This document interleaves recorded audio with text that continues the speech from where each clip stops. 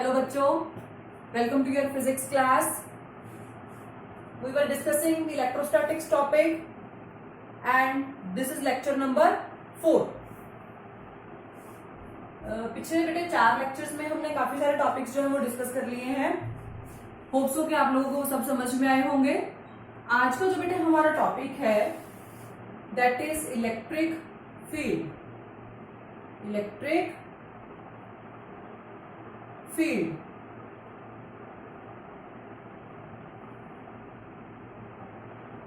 बेटे field word से आप फेमिलियर हो. आपने फील्ड वर्ड के बारे में बहुत बार सुना हुआ है. कहाँ सुना है? क्लास 10th याद करो, आपका चैप्टर होता था मैग्नेटिज्म पे. उसमें आपने मैग्नेटिक फील्ड के बारे में बेटे सुना. फिर आपका चैप्टर 9th क्लास में होता था एक ग्रेविटेशन. उसमें आपने ग्रेविटेशनल फील्ड के बारे में सुना. और इस ग्रेविटेशनल फील्ड के बारे में तो आप क्लास +1 में आपने बहुत अच्छे से डिटेल में स्टडी की है. अब हमारे पास कौन सा फील्ड है बच्चे? Electric field. हम किसकी बात करने जा रहे हैं? Electric field. और इलेक्ट्रिक वर्ड का मीन्स मतलब चार्ज है ना. कोई चीज जो चार्ज से रिलेटेड है. तो इलेक्ट्रिक फील्ड का मतलब क्या है? चार्ज के आसपास का इन्फ्लुएंस्ड एरिया, इन्फ्लुएंस्ड स्पेस. देखो बेटा, जब आप मैग्नेटिक फील्ड की डेफिनेशन लिखते थे या याद करते थे आप उसको पूरा प्रॉपर, क्या करते थे? The space around a magnet in which its effect can be experienced. किसी भी मैग्नेट के आसपास का कुछ पर्टिकुलर एरिया, कुछ पर्टिकुलर स्पेस जिसमें हम उसका इफेक्ट जो है वो एक्सपीरियंस कर सकते हैं, फील कर सकते हैं, महसूस कर सकते हैं. That was magnetic field. उसी तरह से बेटे क्या है इलेक्ट्रिक फील्ड? मतलब कोई भी चार्ज, उसके आसपास का जो पर्टिकुलर उसका इन्फ्लुएंस्ड एरिया है, that is called electric field. देखो समझने की कोशिश करो. जैसे बेटे मेरे पास एक चार्ज है +Q. ये मेरे पास एक चार्ज है +Q, ये यहां पड़ा है. और यहां मैंने एक और चार्ज रखा Q0. यहां पे मैंने एक और चार्ज रखा Q0. बिल्कुल छोटा सा चार्ज, चूहे जितना. चूहा छोटा सा होता है ना, वैसे छोटा सा चार्ज, चूहे जितना चार्ज है हमारे पास, बहुत स्मॉल. तो जब हम उसको इसके पास रखते हैं तो होता क्या है, हमने ये देखा कि इस चार्ज के ऊपर ऐसा कुछ फोर्स पता है, इसको दूर धकेल रहा है. ये बेसिकली क्या कर रहा है? इसको अपने आप से रिपेल कर रहा है, दूर धकेल रहा है. ऐसा क्यों हुआ? देखो, ये जो हमने छोटा सा चार्ज लिया है, स्मॉल चार्ज जो मैं बोल रही हूं, ये कौन सा चार्ज है बेटे? हम इस पे टेस्टिंग कर रहे हैं. This is called test charge. This is called test charge. और जिसकी वजह से सारी चीजें हो रही हैं, इसके ऊपर कोई भी फोर्स लग रहा है या फील्ड, इलेक्ट्रिक फील्ड है, कुछ भी, उसको क्या बोलेंगे हम? Source charge. क्या बोलते हैं इसको बेटे? Source charge. ये जो बेटे टेस्ट चार्ज होता है, it will be always a unit positive charge. Unit positive charge. Unit का मतलब बेटे इसकी वैल्यू कितनी? 1. और पॉजिटिव मीन्स इसकी पोलैरिटी जो है वो क्या है? पॉजिटिव. या पॉजिटिव चार्ज है. बात दिमाग में की बेटा. जो टेस्ट चार्ज होगा, हमेशा आप आगे पूरे इलेक्ट्रोस्टैटिक्स चैप्टर में कहीं भी कोई भी कैलकुलेशन करने वाले हो, टेस्ट चार्ज हमेशा क्या लेना है? Unit positive charge. मतलब जहां पे भी हम चेकिंग कर रहे हैं, किसी चीज का टेस्ट कर रहे हैं कि यहाँ पे फोर्स कितना है जी, यहाँ पे इलेक्ट्रिक फील्ड कितना है, इलेक्ट्रिक पोटेंशियल कितना है, व्हाटसोएवर कुछ भी हम चेक करने वाले हैं, तो जो हमारा बेटे जो टेस्ट चार्ज है दैट विल बी +1. ठीक है, पॉजिटिव. और इसकी वैल्यू कितनी? 1. मतलब मैग्नीट्यूड कितना? 1. This is fixed. But this source charge can be positive और कैन बी नेगेटिव. ये जो सोर्स चार्ज है ये पॉजिटिव भी हो सकता है और ये नेगेटिव भी हो सकता है. हम अभी पहले पॉजिटिव वाला केस पढ़ते हैं, फिर मैं आपको नेगेटिव के बारे में भी आपको समझा देती हूँ. देखो बेटे, जब मैं अभी हमने क्या बोला कि ये पॉजिटिव चार्ज, ये छोटा सा चार्ज इसके पास लेके आए और हमें ये पता चल गया कि ये टेस्ट चार्ज और ये भी क्या है? पॉजिटिव पोलैरिटी का है. तो दोनों पॉजिटिव हो गए. हमने अपने पिछली क्लासेस में, पिछले लेक्चर्स में स्टडी किया कि दो लाइक चार्जेस जो होते हैं वो एक दूसरे को क्या करते हैं? रिपेल करते हैं. इसीलिए क्या कर रहा है? इसको दूर धकेल रहा है. अच्छा, जरूरी नहीं कि मैंने इसको यहीं रखना है. अगर मैंने इसको बेटे यहाँ कहीं रख दिया Q0 को, तो ये चार्ज क्या कर रहा है? फिर से इसको अपने आप से दूर धकेल रहा है, मतलब इस तरह से.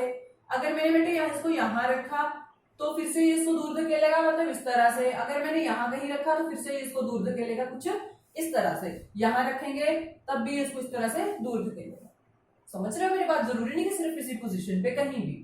तो इससे हमें क्या पता चल रहा है, इससे हमें ये पता चल रहा है कि जो हमारा पॉजिटिव चार्ज है, ये देखो ये ऐसा, इसका जो इलेक्ट्रिक फील्ड है वो कैसा है, पॉजिटिव चार्ज से दूर जाता हुआ, away from the charge, away from the charge, या हम इसको क्या लिख सकते हैं, radially, radially outwards.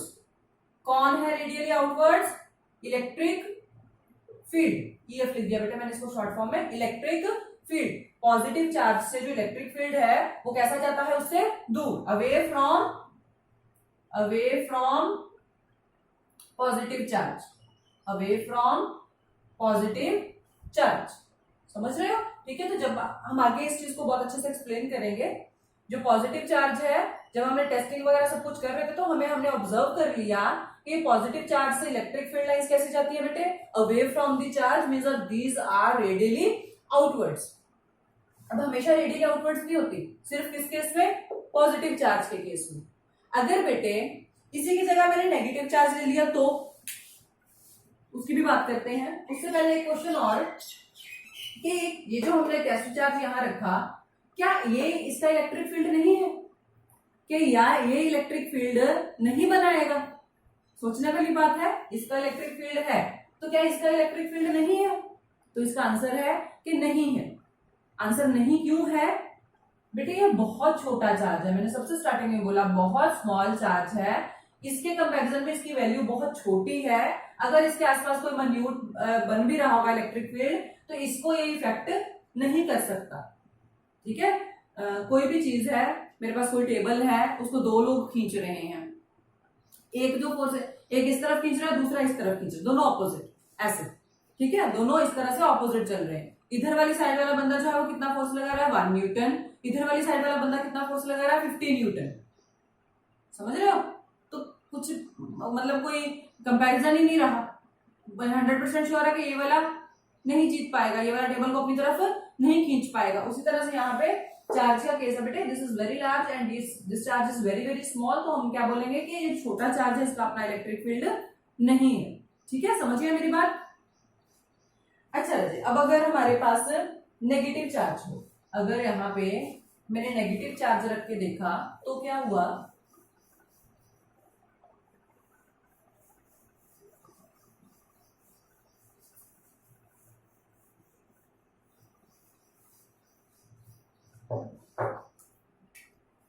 Negative charge Q यहां रखा था, ऐसे मैंने टेस्ट चार्ज को फिर यहां रख दिया, तो क्या ऑब्जर्व किया गया कि ये टेस्ट चार्ज कैसा है बेटे, यूनिट पॉजिटिव चार्ज, मतलब +1 है, ये नेगेटिव और ये पॉजिटिव, तो ये अपनी तरफ इसको अट्रैक्ट करेगा। हमने क्या देखा कि इसके ऊपर ऐसे फोर्स लगा रहा है, ठीक है। अगर मैंने इसको यहां रखा तो ये ऐसे फोर्स लगा रहा है, सिमिलरली यहां रखा तो ये ऐसे फोर्स लग रहा है, यहां रखेंगे तो ऐसे फोर्स लग रहा है।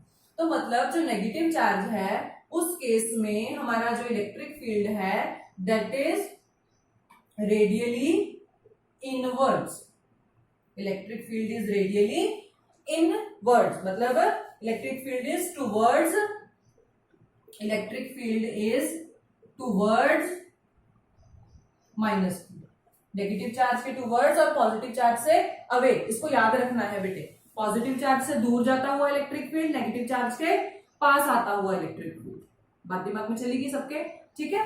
तो इलेक्ट्रिक फील्ड की अगर आपने किताबों में डेफिनेशन दे रखी होती है, आप लिख सकते हो electric field is the space around the charge in which its influence can be experienced is called electric field. Electric field क्या हो गया, the space around the charge in which it's experience can be its force can be experienced is called its electric field। आप लिख सकते हो बेटे इसको। और एक चीज बेटे, लेक्चर लगाते हुए नोट्स बनाने हैं साथ साथ में, अपनी कॉपी और पेन साथ में लेके बैठा करो, ठीक है। साथ साथ में नोट्स जो है वो प्रिपेयर करते जाओ। आई होप कि आपको इतनी चीज समझ में आ गई होगी। अब एक बड़ी इंपॉर्टेंट टर्म है बेटे हमारे पास, क्या टर्म है वो, इलेक्ट्रिक फील्ड इंटेंसिटी। क्या टर्म है रजे, electric field intensity, electric field intensity. ये टर्म क्या है बेटे, इलेक्ट्रिक फील्ड इंटेंसिटी क्या है, ये बेसिकली हमें क्या बताती है, strength of electric field at a particular point. जैसे मैंने बोला कि कोई चार्ज प्लस क्यू यहां पड़ा था और इसका कुछ इन्फ्लुएंस्ड एरिया है, अपने आसपास का कुछ इन्फ्लुएंस्ड एरिया है जहां पे इसके इफेक्ट को हम महसूस कर सकते हैं। तो बेटे मैंने आपको बोला, सपोज कर लिया हमने कि कहीं भी इसके इन्फ्लुएंस एरिया में यहाँ कोई चार्ज रखा और मैंने आपसे पूछा कि बेटा यहाँ पर इसकी स्ट्रेंथ कितनी है, यहाँ पे जो मैं चार्ज रखूंगी क्यू नॉट, इसके ऊपर कितना इलेक्ट्रिक फील्ड लग रहा है, उसकी स्ट्रेंथ कितनी है। तो दैट जो क्वांटिटी उसको एक्सप्रेस करेगी that is electric field intensity. Basically it expresses the strength of electric field, strength of electric field कहां पर, एट अ पॉइंट, किसी एक पॉइंट के ऊपर इलेक्ट्रिक फील्ड की स्ट्रेंथ को कौन दिखाता है, इलेक्ट्रिक फील्ड इंटेंसिटी। जरूरी नहीं यहां रखना, मैंने यहां रखा है, यहां रखा है, यहां रखा, कहीं भी मैंने आपसे पूछा तो उसको फाइंड आउट करने के लिए हम इलेक्ट्रिक फील्ड इंटेंसिटी की हेल्प लेते हैं और उसका जो फॉर्मूला है वो मैं भी आपको बता रही हूँ। उससे पहले एक चीज और बेटे कि ये जो इलेक्ट्रिक फील्ड है, हम जैसे जैसे बेटे चार्ज से दूर जाते जाएंगे, जैसे जैसे मैं इस चार्ज से दूर जाती जा रही हूं, इसका असर कम होता जाएगा। ये बात समझ रहे हो ना आप?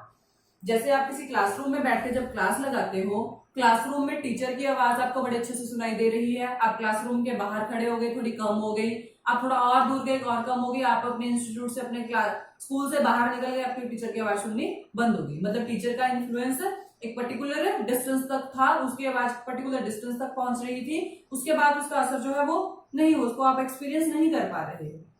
उसी तरह से जैसे जैसे हम चार्ज से दूर जाते जा रहे हैं, प्रैक्टिकली यही होता है कि इसका जो इन्फ्लुएंस है वो कम होता जाता है। मतलब जहां पे अगर आप ज्यादा दूरी पे चार्ज रखोगे, जैसे सपोज अगर मैंने चार्ज को यहां रखा और एक बार चार्ज को मैंने यहां रखा, तो जब मैं यहां रखूंगी तो ऑब्वियस सी बात है ये चार्ज इसके ऊपर ज्यादा फोर्स लगाएगा, ठीक है, यहाँ पे इलेक्ट्रिक फील्ड की स्ट्रेंथ ज्यादा है।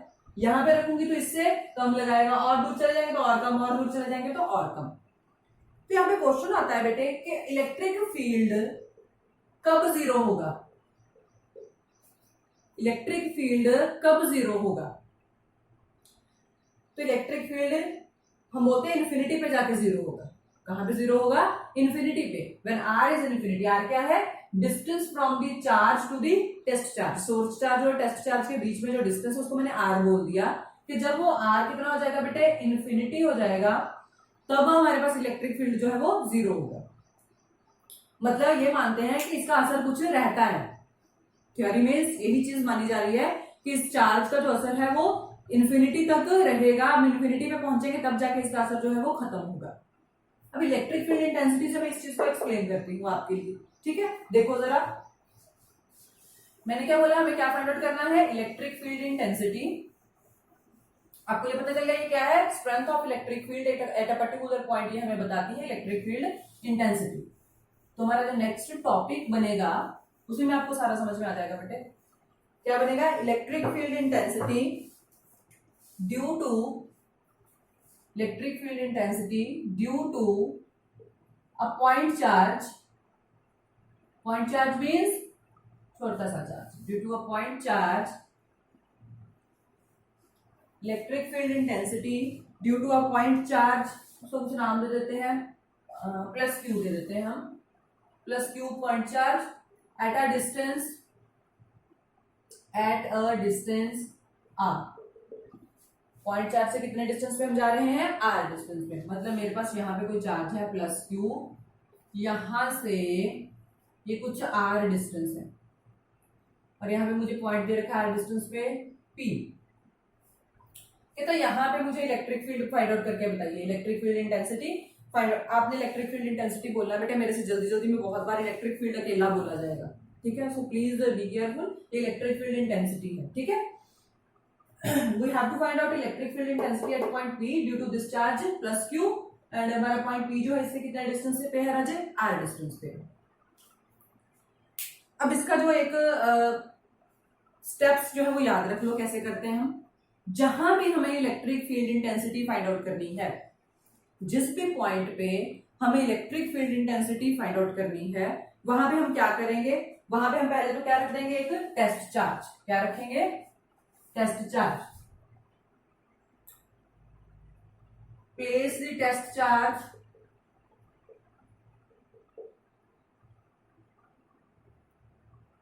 at a point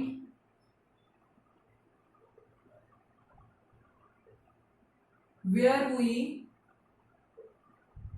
want to find electric field intensity, जहां पे भी हम इलेक्ट्रिक फील्ड जो है फाइंड आउट करना चाह रहे हैं वहां पे हम क्या रखेंगे, एक टेस्ट चार्ज, उसका नाम क्या रख दिया, क्यू नॉट। उस टेस्ट चार्ज का नाम क्यू नॉट, तो मैंने यहाँ पे सबसे पहले क्यू नॉट रख दिया।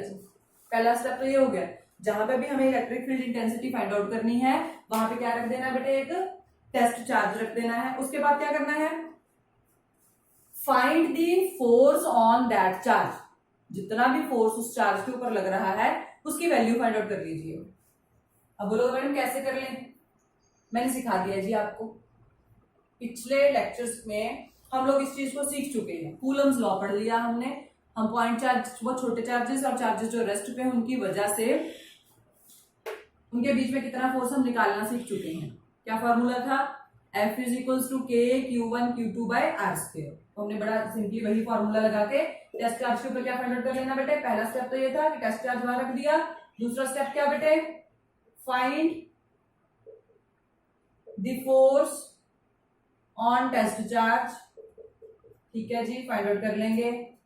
तीसरा लास्ट स्टेप जो है, electric field intensity is equals to force on, यहां लगे क्या समझ में आ रहा है, दो स्टेप्स ये हो गए बेटे। तीसरा स्टेप क्या होगा, electric field intensity is equals to force on test charge divided by test charge. This is the formula for finding electric field intensity. These are the basic three steps. जहां पे भी, जिस पॉइंट पे भी electric field find out करना है, test charge रख दीजिए, उस टेस्ट चार्ज के ऊपर फोर्स फाइंड आउट कीजिए, then that force divided by the test charge will give you the electric field intensity. तो यहां से अगर हम देखें बेटे, इलेक्ट्रिक फील्ड इंटेंसिटी ई से लिखते हैं हम इसको। इलेक्ट्रिक फील्ड इंटेंसिटी एक वेक्टर क्वांटिटी है, it is given by F vector divided bye Q not. ये फॉर्मूला बना ना, फोर्स ऑन टेस्ट चार्ज मैंने मान लिया एफ है, टेस्ट चार्ज की अपनी वैल्यू कितनी है, क्यू नॉट। तो एक फॉर्मूला तो हमारे पास ये बना, नोट करो इसको जल्दी से फटाफट से, वीडियो को पॉज करके बेटा नोट कर लिया करो सारी चीजें। अब अगर इन स्टेप्स को फॉलो करके चल रहे हैं तो देखो हमारे पास क्या आएगा बेटे। हमने टेस्ट चार्ज रख लिया, पहला स्टेप हमारा हो गया, फोर्स फाइंड आउट करें टेस्ट चार्ज के ऊपर। Force on test charge F is equals to K Q1 Q2 by R square. Q1 कौन यहाँ पे, Q, Q2 कौन बेटे, टेस्ट चार्ज, अपॉन डिस्टेंस कितना इनके बीच में, R स्क्वायर। ठीक है बच्चे, समझ गए। अब electric field intensity E is equals to F by Q not, third step के हिसाब से। F की value K Q not by R square, और यहाँ पे इस Q नॉट से फिर से डिवाइड कट गया, इसमें क्या बचा आपके पास, K Q by R square. एक फॉर्मूला ये और एक ये, दोनों यूज हो जाते हैं बेटा न्यूमेरिकल्स में। ये जनरल फॉर्मूला हमने यहां से बनाया, और इस वाले में हमने क्या किया है, फोर्स की वैल्यू पुट कर दी। फोर्स की वैल्यू कितनी आई थी, K Q not by R square, और ये उसको जब हमने वैल्यू यहाँ पे फॉर्मूला में पुट की तो ये क्यू नॉट दोनों आपस में बेटे कैंसिल हो गए, क्या आ गया, के क्यू बाय आर स्क्वायर। तो formula for electric field intensity is के क्यू बाय आर स्क्वायर। समझ में आया बेटे, ठीक है, आई होप आपको समझ में आया होगा। मैंने अपनी तरफ से बेस्ट ट्राई किया है, बट फिर भी कोई दिक्कत होती है तो बेटा प्लीज पूछ लेना मेरे से, ठीक है। अच्छा, अब देखो, अभी मैंने इससे पहले एक चीज आपको बोली थी कि E0 कब होगा, है ना। तो अगर बेटे हम इस फॉर्मूला को देखें, इसको पहले रब कर देते हैं ना।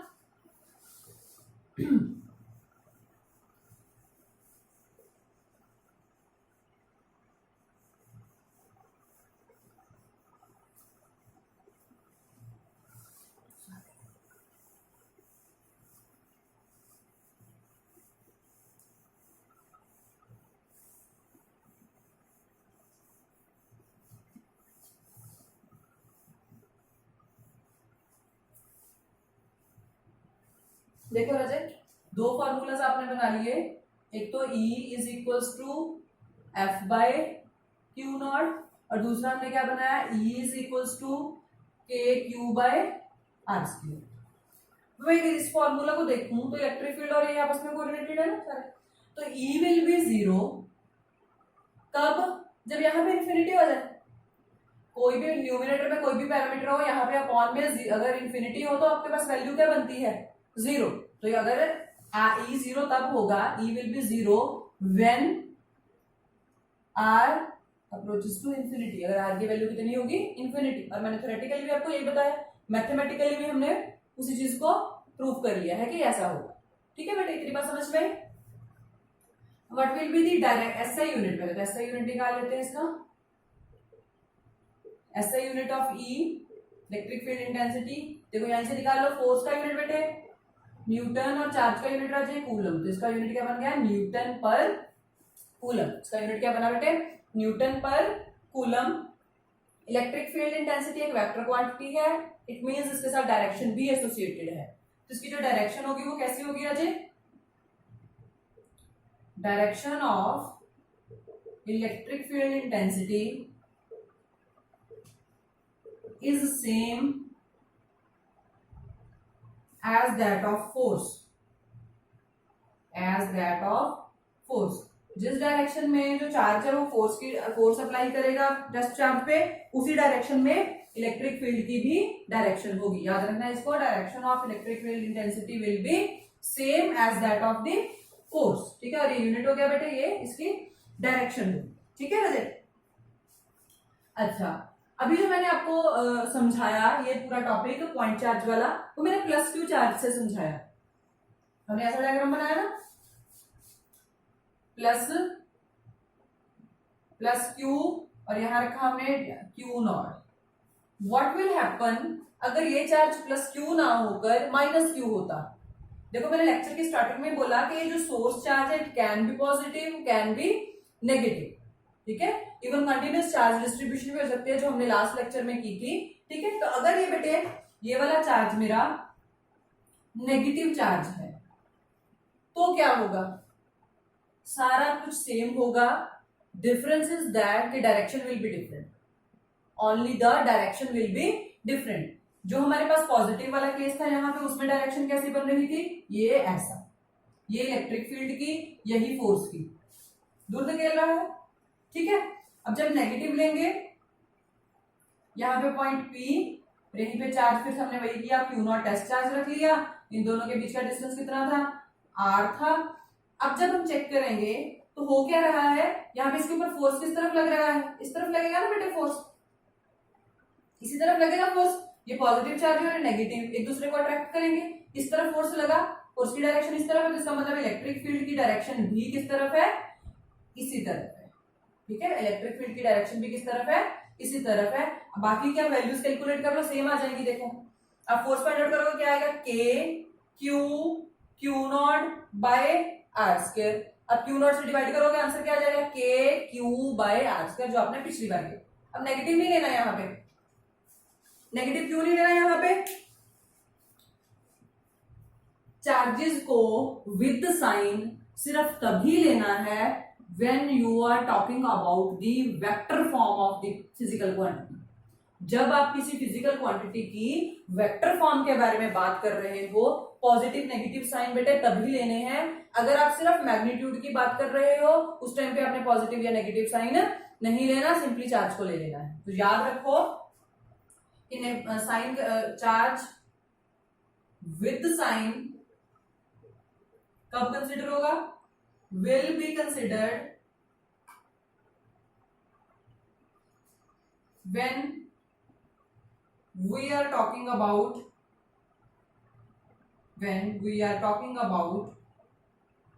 Vector form. जब हम वेक्टर फॉर्म की बात करेंगे तब जो चार्ज या कोई भी क्वांटिटी है यहाँ पे, तब हम उसको विद साइन लेंगे, अदरवाइज उसको विद साइन नहीं लेंगे जब तक हम सिर्फ उसका मैग्नीट्यूड ले रहे हैं। आई होप आपको इतनी चीजें जो मैंने करवाई हैं समझ में आ गई होंगी सबको। ठीक है, आगे चलते हैं बेटे।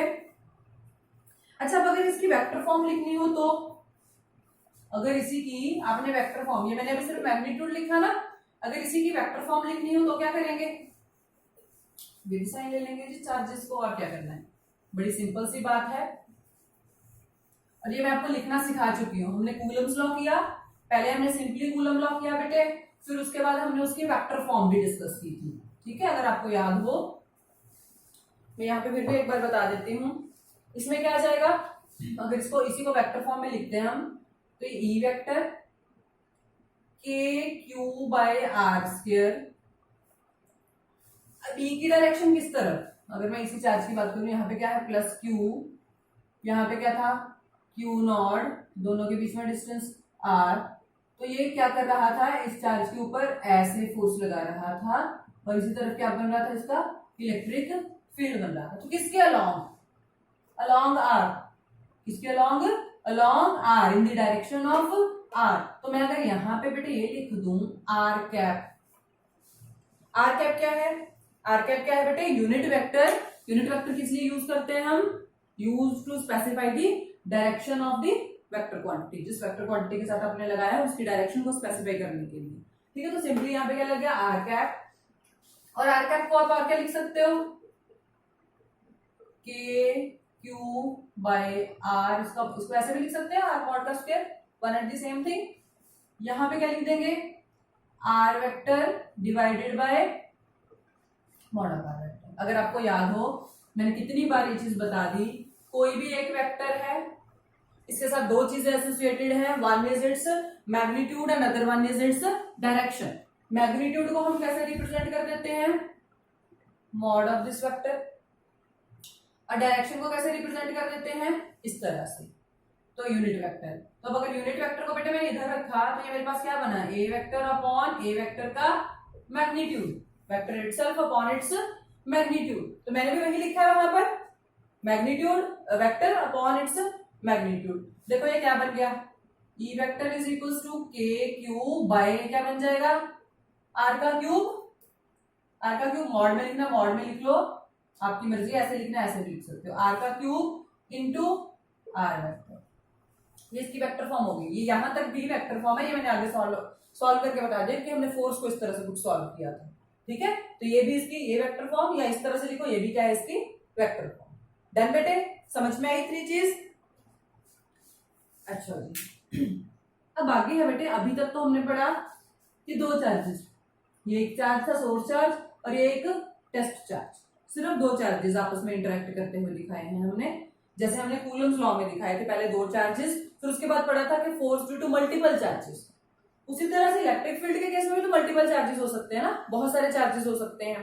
देखो समझते हैं इसको, तब उस केस में हम इलेक्ट्रिक फील्ड कैसे निकालेंगे, उस केस में हम इलेक्ट्रिक फील्ड जो है वो किस तरह से फाइंड आउट करेंगे।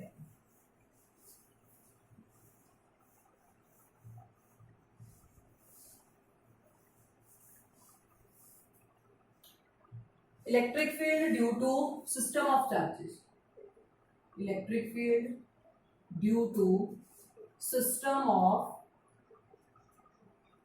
चार्जेस, बहुत सारे चार्जेस हैं। जैसे मैं आपको बेटा एक एग्जांपल से समझा देती हूँ। मेरे पास सपोज चार्ज थे, यहाँ पड़ा था एक प्लस क्यू, Q1, यहाँ पड़ा था माइनस Q2, यहाँ पड़ा था plus Q3,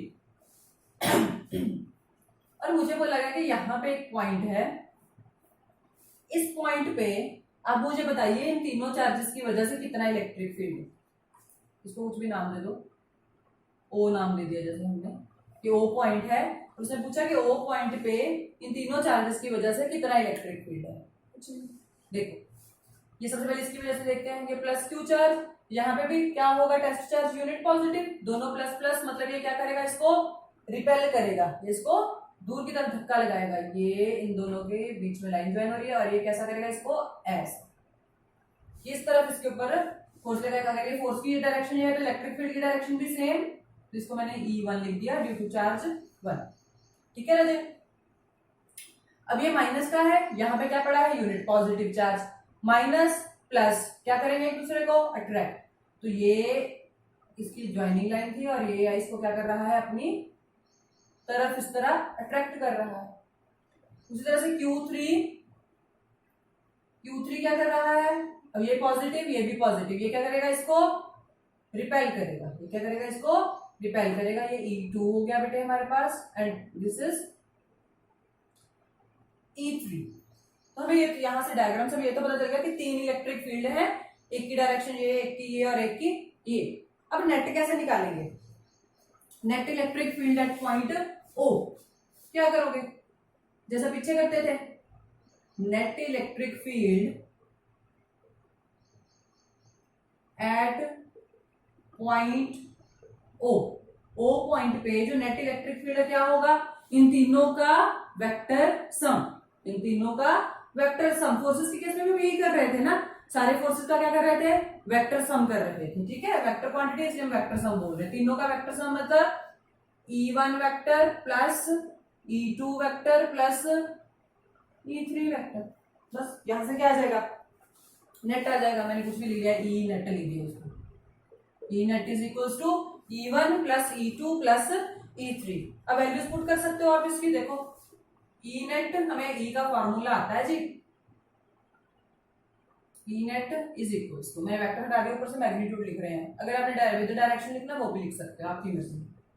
E net is equals to, देखो बेटे E1 की वैल्यू कितनी आएगी, के Q1 अपॉन, सपोज अगर ये डिस्टेंस R1 है, ये वाला R2 है, ये वाला R3 है, तो यहाँ पे क्या आएगा, R1 का स्क्वायर प्लस के Q2 बाय R2 का स्क्वायर प्लस के Q3 बाय R3 का स्क्वायर। अगर विद डायरेक्शन लिखना है, यहाँ पे R1 cap, R2 cap, R3 cap और यहाँ पे वेक्टर साइन लगा रहे हैं।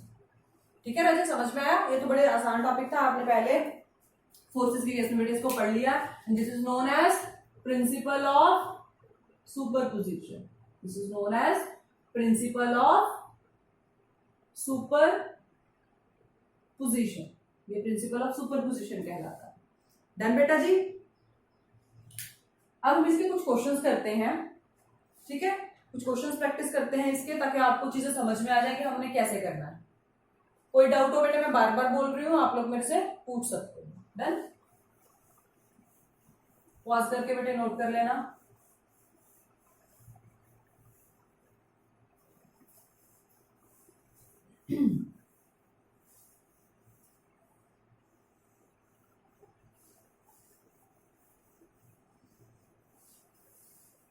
देखो एक क्वेश्चन है, लिखो जरा क्वेश्चन।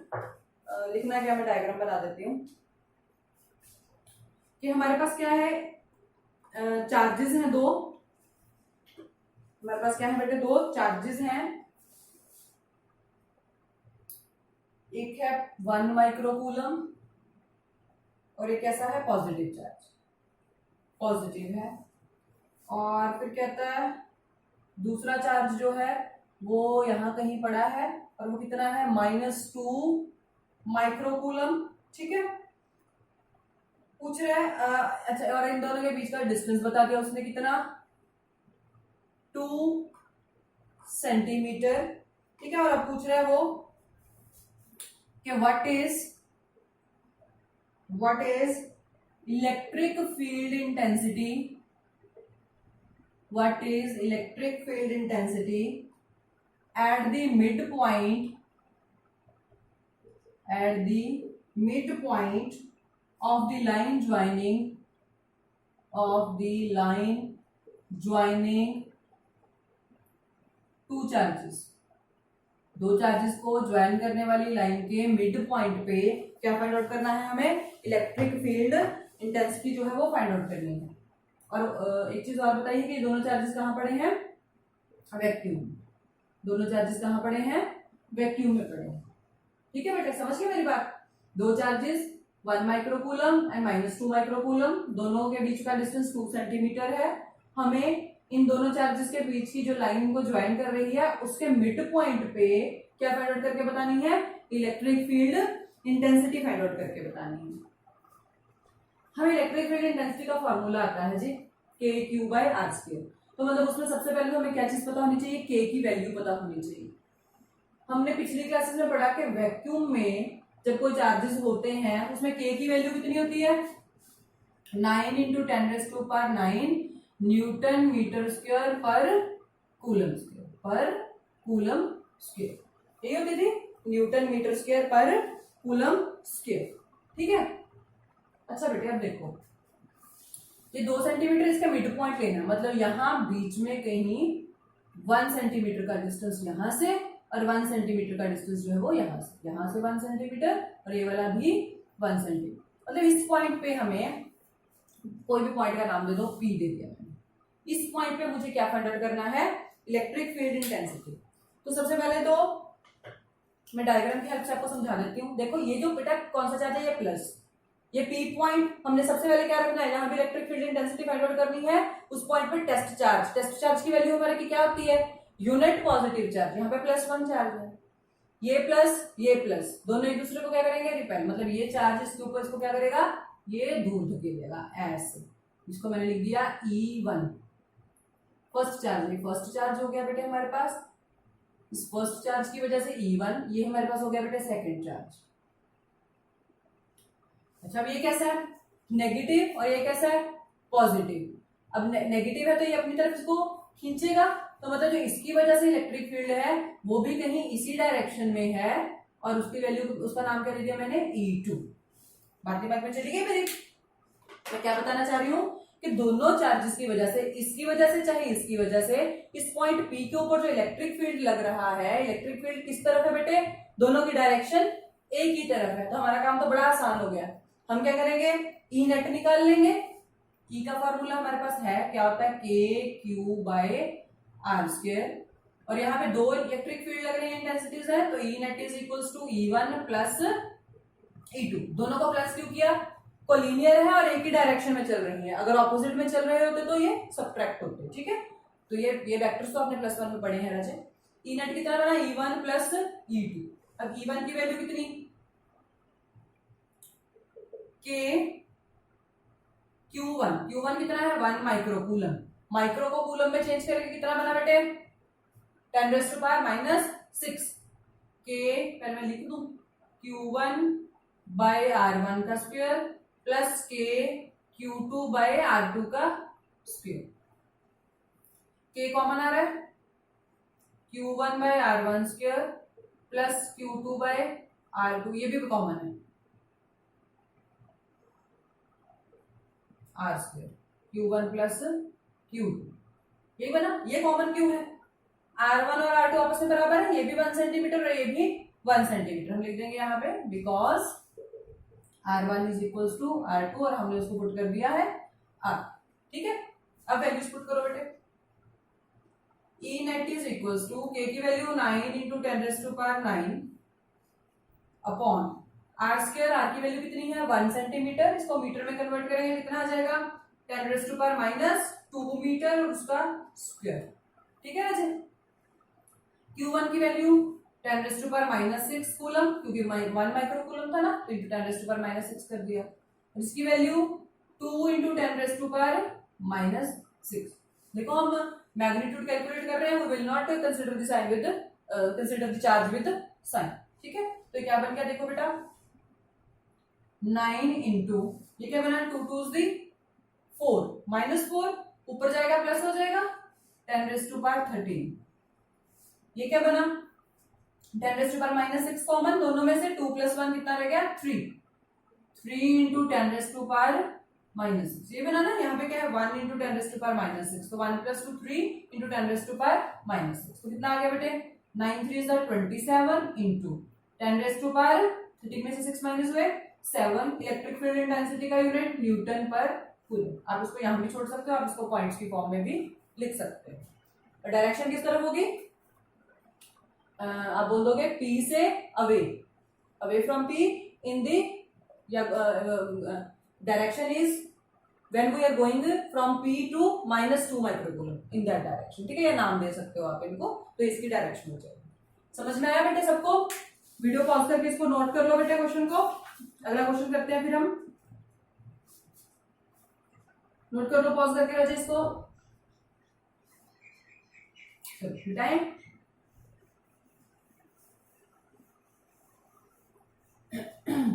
ये बड़े सिंपल से सवाल है बेटे।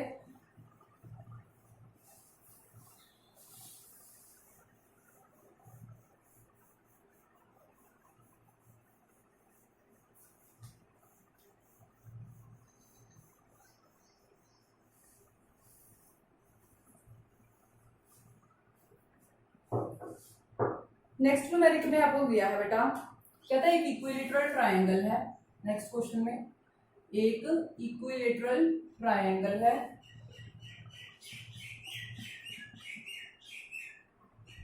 इक्विलेटरल ट्रायंगल मींस तीनों साइड्स की लेंथ सेम एंड तीनों एंगल सेम। ये तीनों एंगल इक्विलेटरल है तो ये 60 डिग्री, ये भी 60 डिग्री, ये भी 60 डिग्री और तीनों साइड्स हमने मान ली कितनी ए। इसको नाम दे दिया उसने ए, बी एंड सी। और कहता बी पे पड़ा है चार्ज प्लस क्यू, सी पे पड़ा बेटे चार्ज माइनस क्यू। ठीक है, बस इतना ही गिवन है। वो कहता है find net electric field intensity at A. क्या क्वेश्चन में क्या पूछा है? फाइंड ई नेट कहां पे? एट ए। ए पे हमने इलेक्ट्रिक फील्ड की जो नेट वैल्यू है उसको फाइंड आउट करना है। फिर से देखो डायरेक्शन देख लेते हैं पहले तो किस किस तरफ है। ए पे फाइंड आउट करना मतलब यहाँ पे यूनिट पॉजिटिव चार्ज रख लिया जी, ठीक है, यूनिट पॉजिटिव चार्ज। अब ये भी बेटे पॉजिटिव, यहाँ पे भी पॉजिटिव, क्या करेगा? रिपेल करेगा, इसको दूर धक्का लगाएगा, ये ऐसे, ठीक है राजे। और ये माइनस और ये प्लस, ये वाला माइनस, इसको ई बी नाम दे दो, बी की वजह से है ना, ई बी, ठीक है बेटे। ये माइनस और ये प्लस, ये किस तरफ? अपनी तरफ खींचेगा, ये ऐसे, ये कुछ ऐसे, इसको नाम दे दिया हमने ई सी, क्योंकि ये सी की वजह से इसका नाम रख दिया ई सी। अच्छा जी, और इन दोनों के बीच में एंगल कितना होगा? ये वाला एंगल, ये लीनियर पेयर बन रहा है राजे। अगर ये लीनियर पेयर है 180 डिग्री टोटल, ये 60, तो ये वाला कितना होगा? 120 डिग्री, 120 डिग्री। और इसका नेट कहां बनेगा? यहाँ कहीं बीच में, हाँ, इसके ईबी और इसी के बीच में कहीं क्या बनेगा? नेट बनेगा। तो सबसे पहले तो हम क्या करते हैं, ईबी और ईसी की वैल्यू फाइंड आउट कर लो। ईबी कितना? देखो फॉर्मूला के क्यू, कौन सा? ये क्यू अपॉन डिस्टेंस कितना? आर स्क्वायर मीन्स के square. Similarly EC find out करो, के क्यू, फिर से डिस्टेंस कितना? के स्क्वायर। मतलब ईबी और ईसी दोनों की वैल्यू आपस में क्या आ रही है? मैग्नीट्यूड दोनों का आपस में क्या आ रहा है? बराबर। डायरेक्शन भले ही डिफरेंट है, मैग्नीट्यूड क्या आ रहा है? बराबर। मैंने दोनों को क्या लिख लिया? ई। क्या लिख लिया बेटे? दोनों को ई। अब अगर ये दोनों बराबर हैं तो बिल्कुल कहीं मिड में ही इसका क्या होगा रजे? रिजल्टेंट होगा, ठीक है। मतलब जैसे ये दो बने ना, ये ई सी था और ये कुछ ई बी था, दोनों की वैल्यू बराबर है, ई ई लिख दी हमने।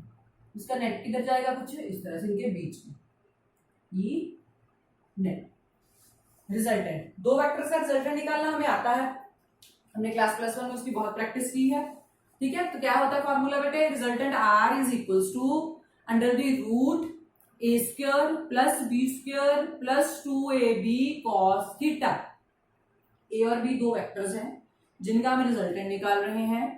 cos थीटा में जो थीटा है that is the angle between those two vectors, उन दो वेक्टर्स के बीच का एंगल। और यहाँ पे उन दो वेक्टर्स के बीच का एंगल कितना है?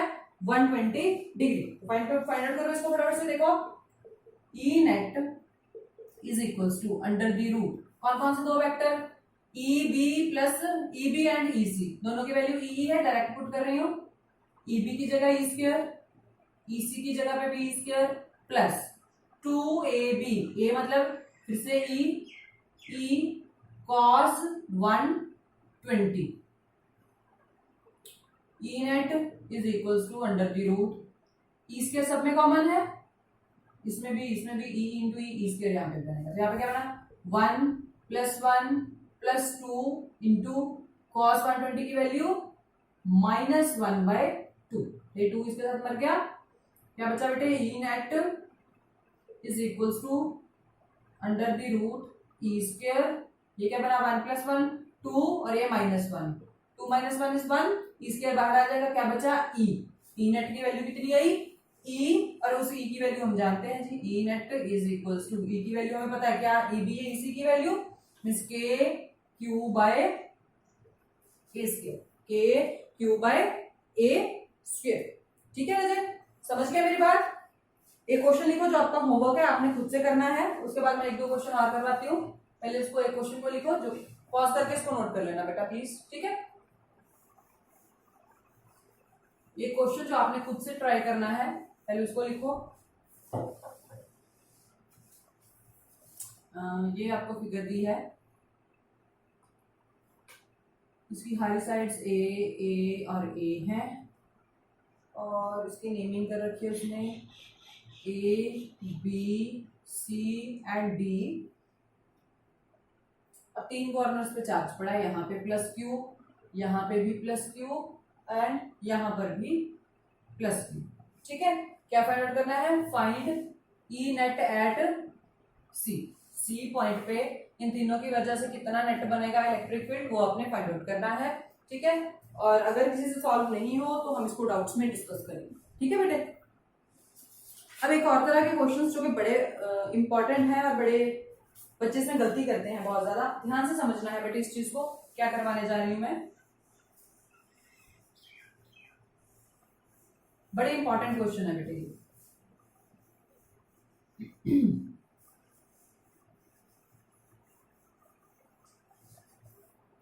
देखो बेटे क्या कह रहा है, उसमें 2 चार्जेस दे दिए हमें। एक बोला प्लस क्यू, और यहां पे कितना, यहां पे भी प्लस 4Q। ये 2 चार्जेस है कह रहा है, और इनके बीच में जो सेपरेशन है वो है L, ठीक है। वो क्या है? L। वो क्या पूछ रहा है, कहता where electric field is 0 on the line joining 2 charges. Where electric field is 0 on the line joining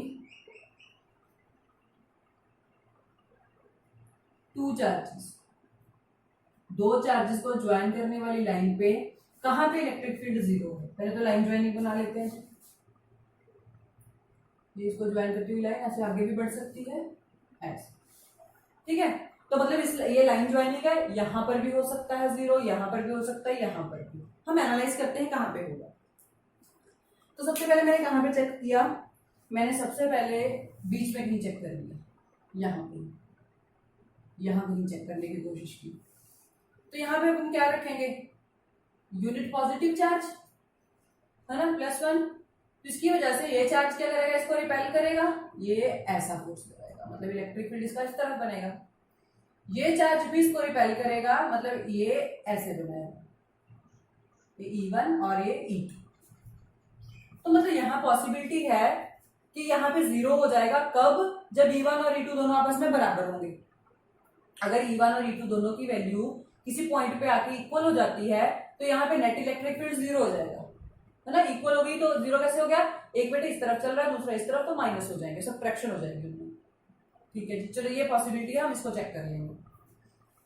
अगर मैंने पॉइंट यहाँ पे कंसिडर कर लिया, अगर बेटे मैं यहाँ कंसिडर करूंगी तो यहाँ देखो ये पॉजिटिव चार्ज, ये इसको क्या करेगा? ये इस तरफ धकेलेगा, इसकी वजह से ये E1, और ये भी पॉजिटिव चार्ज, ये भी इसको क्या करेगा? इसी तरफ धकेलेगा, ये E2। दोनों एक ही तरफ इलेक्ट्रिक फील्ड, तो क्या ये पॉसिबल है कि जब दोनों फील्ड एक ही तरफ चल रहे हों और उनकी कुछ पर्टिकुलर वैल्यू, तो उसका सम 0 नहीं ना।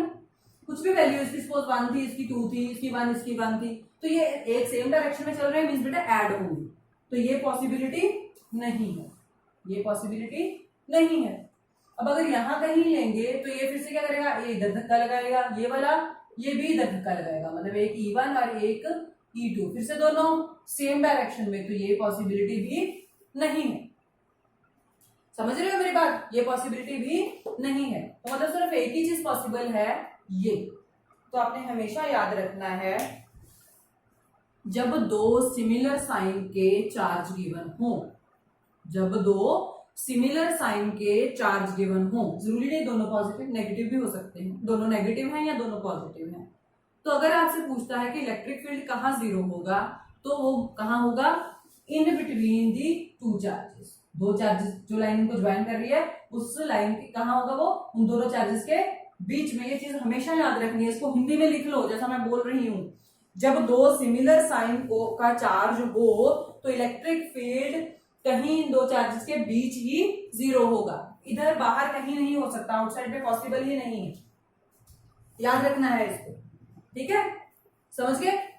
अच्छा, अब एक चीज और बेटे, जब वैसे आप पूरा क्वेश्चन सॉल्व करोगे आपको वो समझ आ जाएगी, मैं पर पहले ही बता देती हूँ, फिर एंड में हम इसको प्रूव करेंगे, फिर मजा ज्यादा आता है ना, कि पहले ये बता दिया हम इसको प्रूव करके दिखाते हैं, ठीक है, मतलब मुझे ऐसे ज्यादा अच्छा लगता है।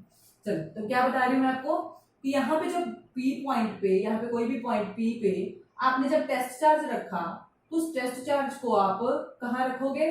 छोटे चार्ज के पास, छोटे चार्ज के पास। देखो मैंने छोटे चार्ज के पास रखा है, ये इसका डिस्टेंस इतना, ये वाला डिस्टेंस इतना, समझ रहे हो मेरी बात? क्यों, क्या कारण है? बड़े चार्ज के पास क्यों नहीं रख सकते भाई? एक तो ये इसके पहले बड़ा है, इसका इन्फ्लुएंस ज्यादा है, ये इससे ज्यादा फोर्स लगा सकता है, और भी इसको इसके पास रख दोगे तो ये ज्यादा फोर्स लगाएगा, इस बेचारे का तो असर ही नहीं हो पाएगा, तब E1 और E2 किसी हालत में बराबर ही नहीं हो पाएंगे। हमने क्या किया, इसके पास तो एडवांटेज है कि ये बड़ा है, तो इसको क्या एडवांटेज यदि इसको इसके पास रख दिया, जब डिस्टेंस कम होगा तो ये ज्यादा फोर्स लगाएगा, और इसका डिस्टेंस बढ़ जाने से इसका फोर्स कुछ इस पे कम हो जाएगा, तब उस केस में दोनों क्या है बेटे? बराबर हो सकते हैं। पर अगर ये दोनों बराबर नहीं रखे, जैसे यहाँ प्लस क्यू यहाँ पे प्लस क्यू, तब आप बिल्कुल सेंटर में आता हो। डन? तो ये थोड़ा सोच के लॉजिकली करने वाली चीजें हैं, आपको प्रैक्टिस के साथ साथ आ जाएंगी। क्या बेटे? अब इसमें क्या है देखो, हम पहले फाइंड आउट कर लेते हैं, नेट फाइंड आउट करना था, E1 की वैल्यू निकाल लो पहले, के क्यू बाई आर स्क्वायर, मैंने मान लिया कि यहाँ से कितना डिस्टेंस है x, लेट, तो ये वाला कितना बचा बेटे? L माइनस एक्स, क्योंकि टोटल L था ना, मैंने मान लिया ये पॉइंट P Q से कितने डिस्टेंस पे है? x पे, तो 4Q से कितना रहा? L माइनस एक्स, तो यहाँ क्या बन गया? x का स्क्वायर, E2 की वैल्यू बेटे k into 4Q divided by L minus x का स्क्वायर। अब हमने क्या बोला है कि E कितना होगा? Electric field is zero, E net लिख सकते हो यहाँ पे, E net is zero, zero कब होगा? जब ये दोनों when E1 is equals to E2, दोनों बराबर होंगे, है ना, तभी माइनस होंगे ना, बराबर means k Q by x square is equals to k into 4Q by L minus x का होल स्क्वायर, के क्यू मर गए दोनों, ठीक है, क्या बच गया आपके पास? इस L माइनस एक्स को इधर ले जाओ, L माइनस एक्स का whole square divided by x square is equals to 4, ये बचा ना बेटे? इसका स्क्वायर खत्म करेंगे उधर, तो ये इसको 2 का स्क्वायर लिख सकते हो ना, स्क्वायर खत्म किया तो क्या बचा आपके पास? L minus x by x is equals to plus minus 2, square root में गया ना, प्लस माइनस 2, ठीक है, तो मतलब इसकी वैल्यू तो +2 हो सकती है या फिर -2, तो हम दोनों को सॉल्व कर लेते हैं। L minus x by x is equals to 2 और L minus x by x is equals to -2, तो जब 2 था तो कितना आंसर आया? L minus x is equals to 2x, इसको उधर ले जाओ, L is equals to 3x और x is equals to L by 3, एक आंसर हमारे पास बेटे ये बन रहा है। दूसरा आंसर क्या बन रहा है? L minus x is equals to -2x, L is equals to -2x plus x, क्या बना? L is equals to -x, एक आंसर हमारे पास ये बन रहा है। अब आप बोलोगे दोनों में से कौन सही है, या x is equals to -l लिख सकते हैं इसको, x की वैल्यू निकाल रहे हैं तो x is equals to -l। अब ये वाला गलत है, ये आंसर सही है, कैसे? कैसे? x is equals to L/3 वाला आंसर सही है, x is equals to -l वाला आंसर जो है वो गलत है। इसको बेटे यहाँ पुट करके देखो, अगर x -l है, मैंने यहाँ पुट किया तो क्या बना? L minus minus l means L plus l means 2l का स्क्वायर, 2l मतलब x minus minus l means x plus l हो गया ना यहाँ पर, तो 2l का स्क्वायर मीन्स 4, ये इधर कहीं बढ़ गया, वो तो पॉसिबल ही नहीं है, वो चीज तो पॉसिबल है ही नहीं, समझ रहे हो मेरी बात? ठीक है, तो ये L/3 मतलब L का कितना हिस्सा? 1/3 हिस्से पे, यहाँ पे ये पॉसिबल है। L से छोटी वैल्यू आएगी ना तो L के बराबर आ रही है ना, अगर -l भी लेके चलो तो अगर L इस तरफ है तो -l कहीं इस तरफ, तब भी गलत, ठीक है, तो दोनों केसेस में ये चीज पॉसिबल नहीं है, तो answer will be this x is equals to L/3 3, x is equal to L/3। बात दिमाग में चलेगी बेटे सबके। अब एक क्वेश्चन और लिखो जो होमवर्क में करना है आपको।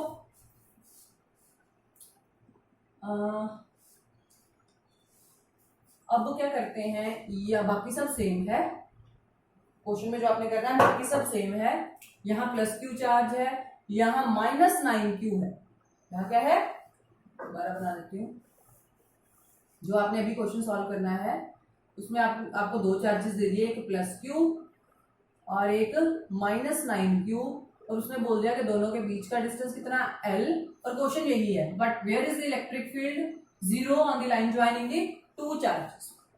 ये क्वेश्चन आपने सॉल्व करना है। दो क्वेश्चन आज आपको होमवर्क मिले हैं, एक मैंने इससे पहले दिया स्क्वायर वाला और एक ये अभी दिया। दोनों के दोनों सॉल्व करके आंसर्स मुझे व्हाट्सएप कर दो चाहे, ठीक है। जिसका भी आंसर करेक्ट होगा मैं आपको आंसर करूंगी बेटा कि यस आपका आंसर ठीक है, अगर गलत होगा तब भी आंसर करूंगी, और नेक्स्ट क्लास में मैं कोशिश करूंगी कि इन दोनों क्वेश्चंस को हम डाउट्स में खत्म करें, ठीक है बेटे। तो अगली क्लास लगाने से पहले कि पहले चारों के चारों लेक्चर्स आपके अच्छे से क्लियर होने चाहिए, जो भी बातें इसमें बताई हैं मैंने। तो अभी मिलते हैं नेक्स्ट क्लास में। Thank you so much.